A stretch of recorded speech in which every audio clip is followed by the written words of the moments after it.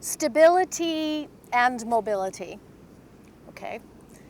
Or stability in mobility, or mobility in stability. See, it all works. Like, or it doesn't, and that's where you get into trouble. And I think that what I've experienced as a yoga practitioner, as a teacher, is that that very often, not always, students have an idea that stability is static. And I think that's a huge misconception, because it is an intensely dynamic process, that there is mobility in stability. And the stability comes from not being disturbed by the movement that one observes, because everything is moving on some level, and our body is moving inside. There's hearts pumping, we're breathing, and there is internal movement. And the process of balancing is a dynamic process.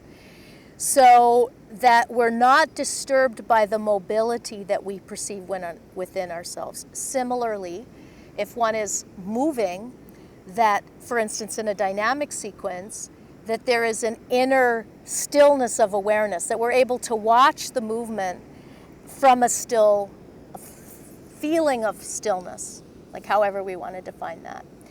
And that there's a chemistry between these two, like inhaling and exhaling. I often think of it that way, because we don't get to just inhale or just exhale.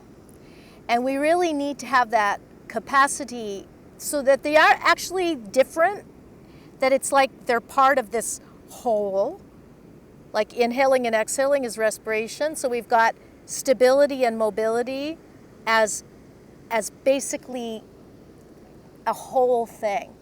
And I think sometimes yoga students get very wrapped up in the mobility piece. I think not all injuries that happen in yoga are related to that, but I think many of them are, where we move ourselves beyond the capacity to stabilize ourselves.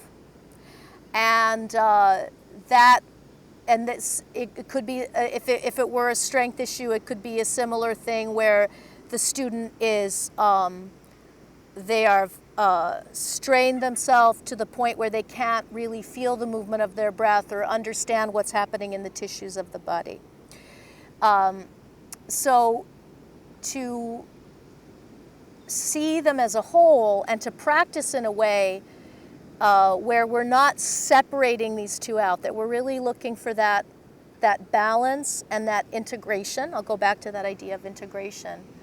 Because, for instance, if one was to do a yoga pose, for instance, like tree pose on the sand, and then on the log, and then on a surfboard or something, they would be very different contexts, right, in which you would be doing that tree pose.